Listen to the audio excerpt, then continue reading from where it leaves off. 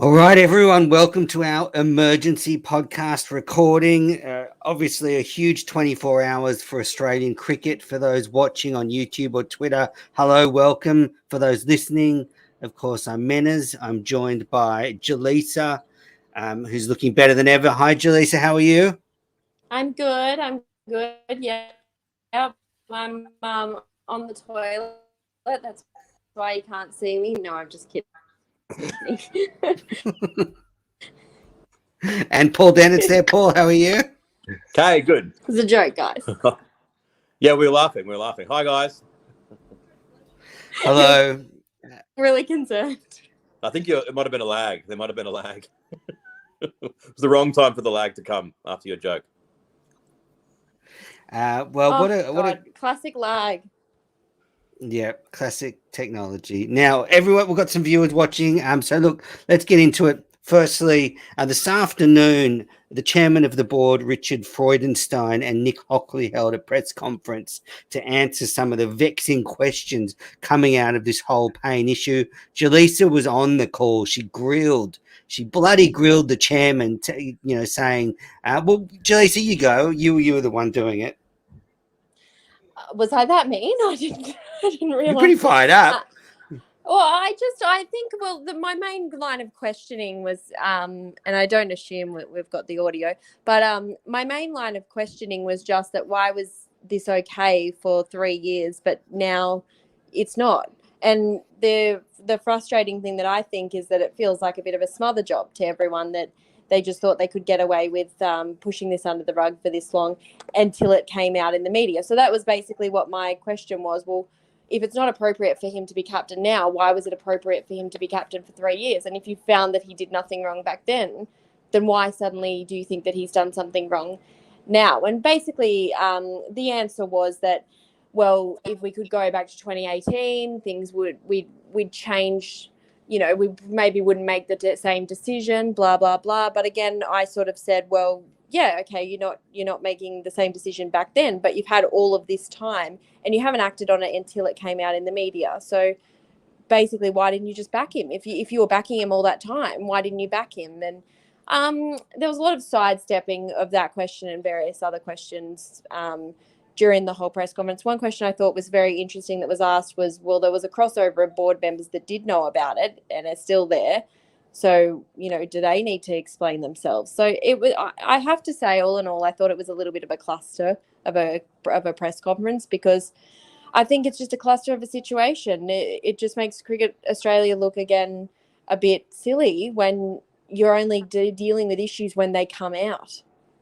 Now, some just key facts to come out of the press conference. So you're right, Jelisa. They had this one line they kept saying that they couldn't speak about the process back in 2018, basically because both of them weren't involved in it.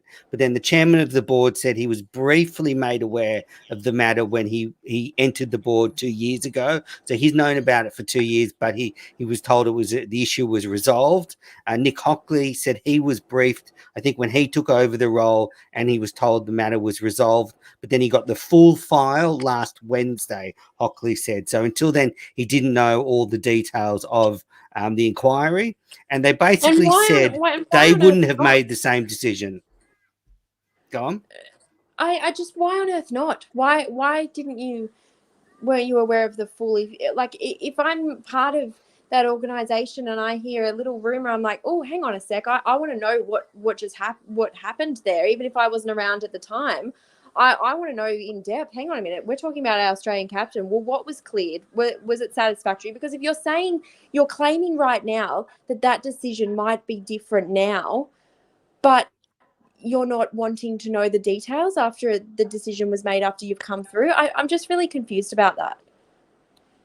Was it implicit in what they said that they have actually not backed Paine at the moment? Because I would have thought the glib answer, if that's the right word, to your question from them would have been, we haven't stopped backing him. He himself has come to the decision to stand down.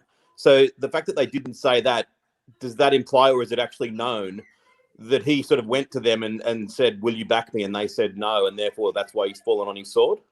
Well, that's an interesting question, because someone else actually asked, well, if he wanted to keep going, would he be allowed to keep going? And they wouldn't answer that. They said, oh, that's a hypothetical. Well, yeah, it is a hypothetical because we're all wondering what's going on here. No, but they did implicitly say that there were discussions and Paine came to the decision to quit. And that was their line. Came to the decision with what? Yeah, like, but I'm just answering Paul's question. Come to this decision. You know what I mean? Like, come to the decision. Like, you know, it wasn't, I thought that answer of saying, well, that's a hypothetical was such a cop-out because, well, do you back him or not? Like, where are you going with this? So you got a, you know, foot in each side at the moment. But I do think it's difficult for Hockley and Freudenstein because, you know, so they're basically saying that it was handled badly originally. But what can, you know, when you take over a job, you can't go over and then, you know, look over every decision that's been made and then correct them. I mean, I think that's asking too much of any leader. So, I think they've just been handed a poison chalice with this one. But that's fine. If you can't go over every decision and you felt that was unnecessary, you felt like the decision was right at the time, then back yourself now. It is so hypocritical to then come out now just when it comes out in the media and then say you know, then take this action and then have to deal with it. It just looks weak. If you knew at the time, I'm sorry, if you hear Australian captain, sexting scandal, I am a head of an organisation, I want to know what that was. Was it handled appropriately? What do you think, Paul? Yeah, I think that's a fair enough point from Jelisa, that if you'd like to think that if someone had come on board an organisation and there was this issue, as Jelisa said, such a serious issue, that you would want to be fully briefed on it. And even if you then decided not to do anything, I suppose that's a little bit different from saying I was dimly aware of it, but I chose not to seek out any information until this current issue arose. I suppose it's human nature, though, that you kind of it would take quite a lot, I think, to come on board and try to revisit an old issue like this. That there's not much to gain from it, you would have thought at the time. So I can see why they did what they did. I think there's a lot to gain, though, in terms of like, okay, if you can't come on and then you go, what they are saying, and I don't necessarily agree or disagree with this, but what they are saying is that perhaps if we had the time again in 2018, a different decision would have been made. Well, if that's the case, when you find out about it, a different decision needs to be made. And whether you could have protected everyone's privacy and identity and whatever and just said, you know, Tim's stepping down for family reasons, he's stepping down for whatever reason, but, you know, you didn't have to go into it and bring everyone innocent parties into it. But you can't then, I think, when it comes out in the media years later, then take this stand on it. I just think it's so hypocritical. Yeah, I disagree. I think, you know, it was handled badly at the time. You know, it was probably naive to think this would go away, but that's Completely probably what naive. everybody at Cricket Australia was hoping. And, you know, they probably thought, well, you know, I mean, realistically, if this would have come out in 3 or 4 months' time, Paine will be retired then, and they would have got away with it. So I don't think it's hypocritical. I just think this is another instance of Cricket Australia fluffing their responsibilities. This matter was fluffed at the time. It goes back to many crises that they think they can just sweep under the carpet and they'll go away. When will they learn? I mean, everything comes out. That's my exact point. Everything comes out. So you should have handled it at the time. You shouldn't have turned a blind eye if you thought the wrong decision I agree. was made. Absolutely. He shouldn't have been made captain. And maybe the right decision was made. Maybe he didn't do anything wrong. I mean, you know, I think probably, you know, obviously sending pictures that are not wanted is the wrong thing to do if that's come, you know, without any, without, you know, being asked or whatever. But if he hasn't done the wrong thing, this is also a massive blunder because you're then punishing him now when you already cleared him. No, but then if you say that he shouldn't have been made captain, unless something's changed in the last few hours, I thought that the established facts were that they didn't know until after he had been made captain.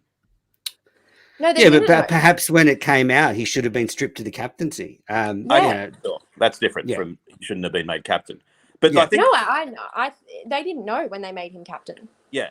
But the question of should they have then stripped him, either the original executives in June 2018 when they found out, or this current crop of executives when they took control, should they have investigated further and then stripped him of the captaincy then, or, as you say, Jelisa, come full strong and back him now?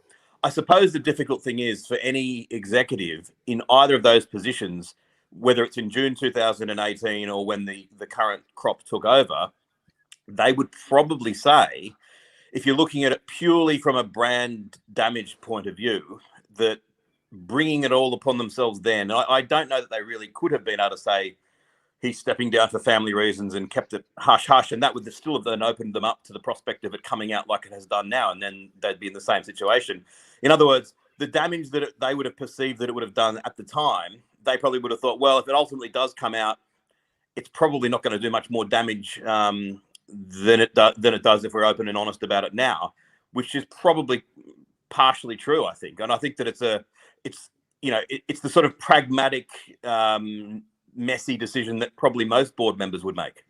Okay, but so then do you have a board that goes, all right, we've got an Australian captain here who has sent an explicit picture to a woman who was saying she did not want that picture, but it's bad for our brand to bring this up now, so we'll just hope that it goes away. Well, that's what they did, and I think that's what I'm not saying it's the right thing, but I think it's what most executives in most boards probably would have done. So, I think we've got a bit of I'll just mute her for a sec. Jalisa's internet's dropping out, I think. Yeah.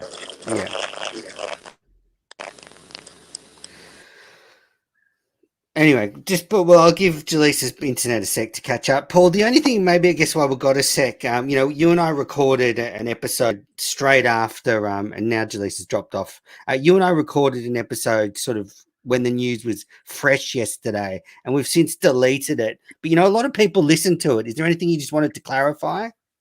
Yeah, I mean, I deleted it. It wasn't Menners who deleted it. It was me, because we'd gone live so quickly straight after it that I actually kind of, on two issues, had sort of got the facts wrong. I hadn't realised that the complaint had actually come from the recipient of the message. I thought that the whole incident had been discovered sort of incidentally to that with another complaint, and also the question of whether it was completely consensual. I hadn't realised that she had said it had been unwelcome in the press, and so I think that what we said, what you said in that episode was completely correct, and same as you're saying today. But I think that I would have spoken a bit differently had I been aware of those two facts, and so I just thought, it is a fairly sensitive issue. I didn't think I said anything particularly wrong, but I just thought I'd rather scrap it. That given that I was speaking from a couple of untruths, I thought it was best to get a fresh slate, and here we are. Excellent. Jalisa's been bouncing in and out. Hopefully her internet comes back. So, sort of a lot to reflect on overnight, from, Paine's tearful exit. Any sort of, reflections in the 24 hours after, Paul? Well, I think obviously there are no winners. It's a very sad situation.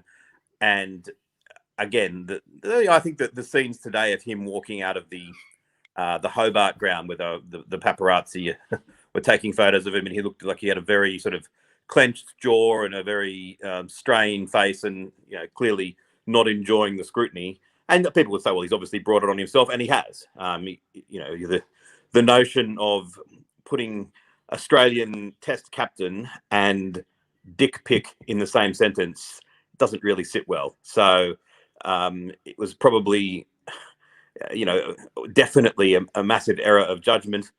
I also do see the divergent views being expressed in the media of, on the one hand, those saying he's being held to a standard that politicians tend not to be, and that he has been paid the ultimate price as far as his captaincy is concerned for something that is on the lower end of the scale.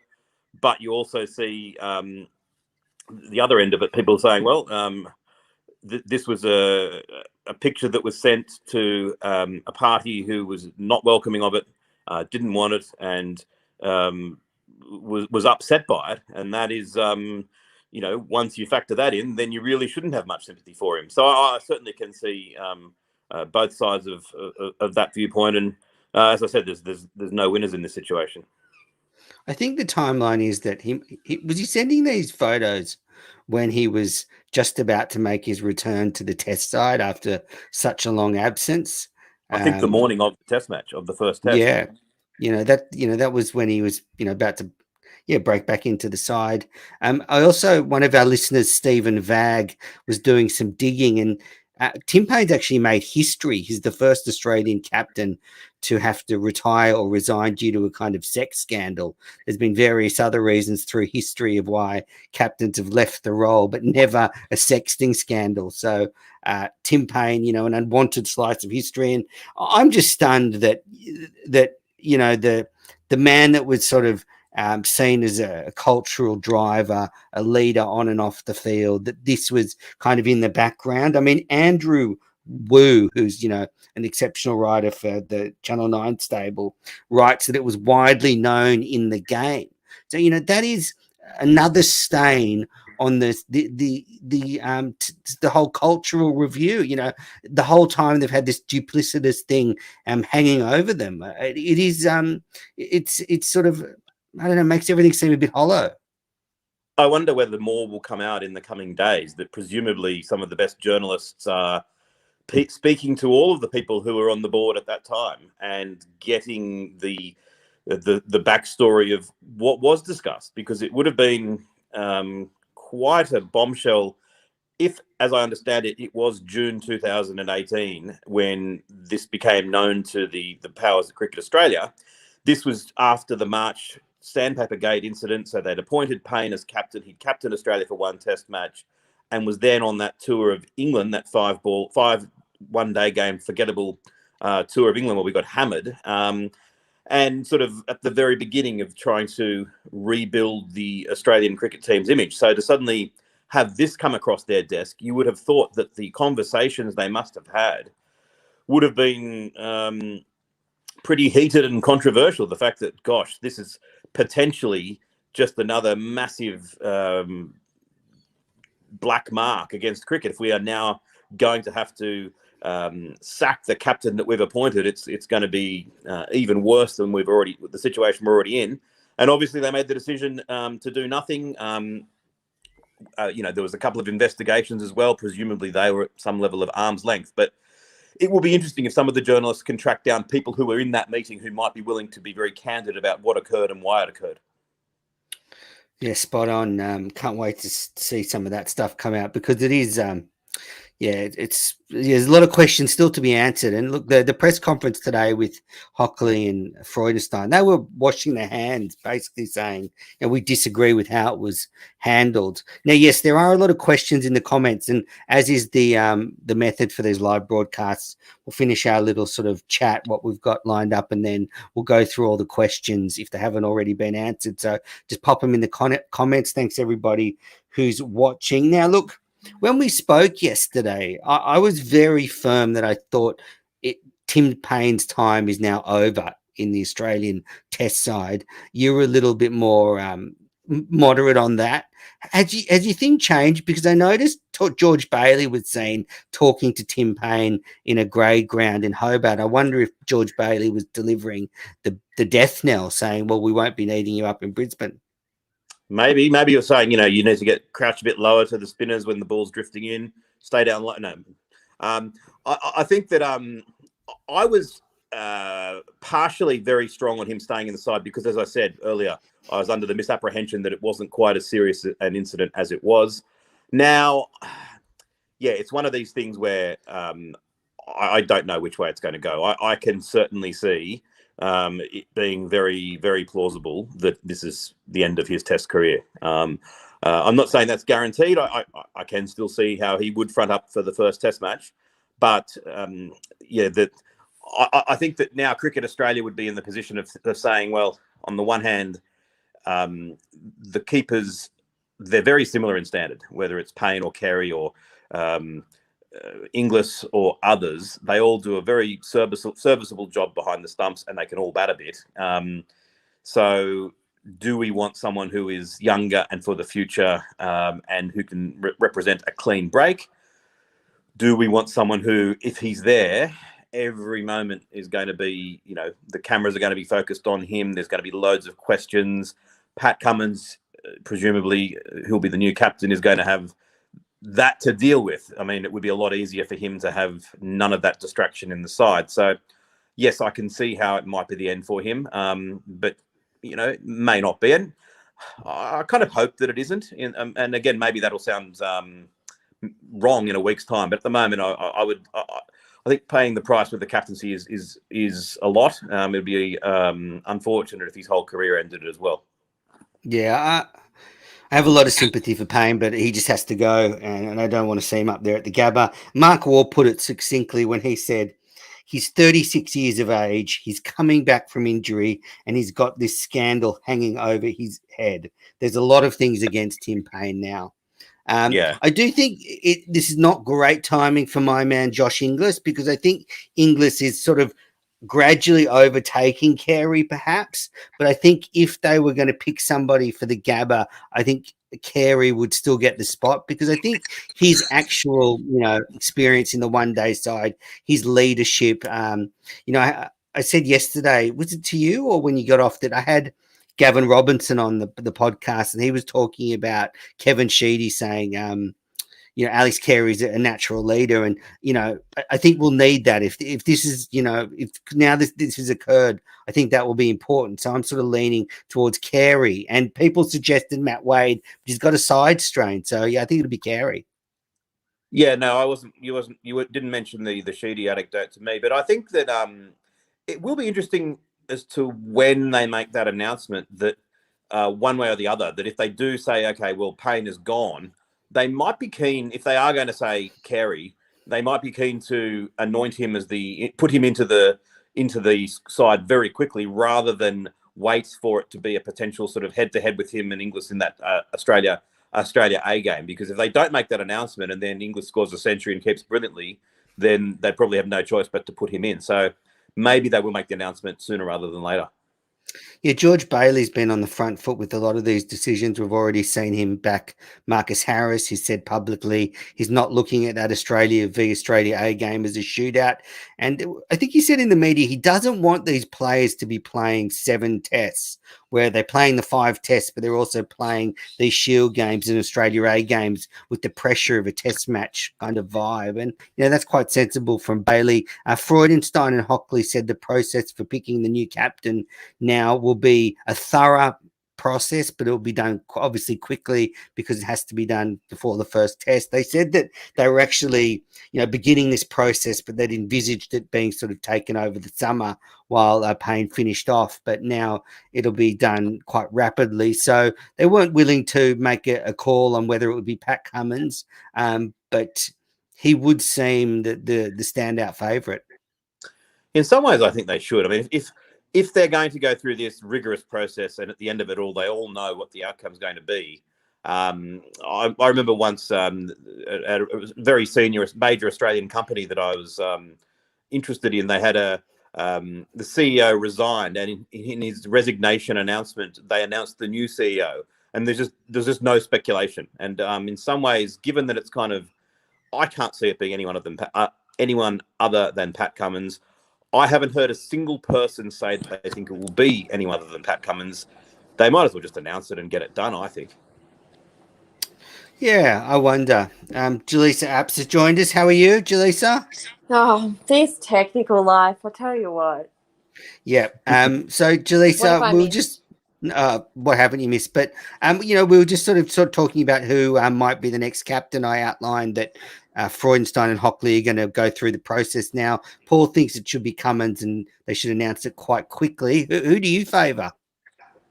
Yeah, I definitely think that it should be Pat Cummins for sure. I think he's been primed for the role, and it's it feels like it was always eventually going to happen. I don't think Tim Paine would have gone on much longer than this Ashes series anyway. So I think it will be him for sure. But I think I heard you just say, Paul, that you haven't heard anyone mention Smith. I've heard a few people mention and want him back, but I just don't think it'll happen, just because I think in that T20 last year when Finch and Cummins were both out against India at the SCG, I think that would have been the perfect time to test the waters of bringing Steve Smith back and what that would be like. And they didn't do it. And it was just like a dead rubber T20 that honestly no one cared about. So I think that it's sort of past the point where they will consider Steve Smith. I wouldn't be mad if they put Steve Smith in, but I think it is Pat Cummins' time. Yeah, agree. Jelisa, just look, you dropped off and we were sort of deep in the board talk, but I'd love to get, a professional female's perspective on what you think about the exchange between Paine and that co-worker. I think, obviously, when there's a power, it's just obviously inappropriate, but I want to hear your perspective. Well, I actually, to a point of it, I have no problem with the exchange, except, it obviously is a bit grubby and, he has a wife. I don't know what her situation is and he's got a wife and kid and it's a bit gross. But it's two consenting adults. The point where that changed was when he sent the picture. And if what we are to read about that exchange is correct, that was an unwanted picture that was sent. Almost the, flirtatious nature of the messaging escalated very quickly to be sending that photo. So I actually had no problem with it up until that point. If there's two consenting adults and, their personal life it's a bit grubby, but I don't really care. It's not hurting anyone, publicly, and, whatever they've got going on in their own personal lives, it's none of my business. If we are to believe that the picture was sent unsolicited, then of course it's a problem. And oh my God, I just can't even understand. Like, just don't send a picture like that unless you're asking someone if they want a picture like that. Like, I don't think there's a young female on the planet with social media who hasn't been sent a picture like that. And it's just like, oh my God. Like, it's incredible. You don't want to see it. Like, and every time somebody sends it to me, I send back nude calendar that the English cricket side did. There's a picture of like Alistair Cook, and I just send that back and move on with my life. But I just don't understand why people send that completely unsolicited, and that was the point of the exchange that is problematic for me. Yeah, I think that's well said. Yep. Absolutely. So look, what about vice captain? I'd like to see Josh Hazelwood get the role. He's steady as a rock, doesn't want the captaincy, plays in all formats, plays most games. Why not someone like Hazelwood? Yeah, it's an interesting one. I mean, Crash was saying it should be Smith so that you can have that sort of extra experience. In some senses, it might be a smart idea to put Smith in if Smith is going to be resentful. You'd rather have him sort of in the inner circle rather than outside it. So that probably would be why I would maybe choose Smith as well. That you could then feel like he was part of it. Steve Waugh was saying that maybe when Cummins is actually bowling, that the vice captain could take over and set the field during that time so that Cummins could stand at fine leg and kind of just recover aerobically and puff out and everything like that and not have to think about it. If Smith was to be doing that, that might be okay. But maybe they want, given the situation, the circumstances of Paine's departure, to make a complete break from as much scandal as they can and appoint someone with no track record at all. In which case, Hazel would be interesting. We've gone from no Australian fast bowler being captain since Ray Lindwall, and he was only captain for I think one Test match. It's basically no Australian fast bowler for almost ever. To suddenly have a fast bowler captaincy and captain and vice captain, it'd be quite interesting. Yeah, I'd like that one. Definitely. I don't agree with Hazelwood. With nothing against him, I think he actually is captaincy material, but I just don't think he has. Just having two fast bowlers would just be a bit of chaos. I think you need to have a sort of different perspective in there. And I actually like Steve Smith and as a bit of a support role there. I don't feel like it'd be as controversial as if he was captain. I think he would just provide a good support. Absolutely. Well, what a day for Australian cricket both Australia and England Ashes teams in turmoil. England dealing with a scandal, a racism scandal. Australia now a sexting scandal. So the subplots are many heading into the Ashes. It's going to be a massive summer. Just on that, thinking about it, if I had to guess, maybe they'll go with Labuschagne as vice captain. Yeah, potentially.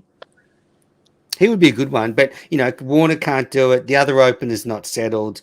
Labuschagne's 3, Smith, and then you've got Head. You got it's number 5. Green's too young, so Tim Paine, maybe.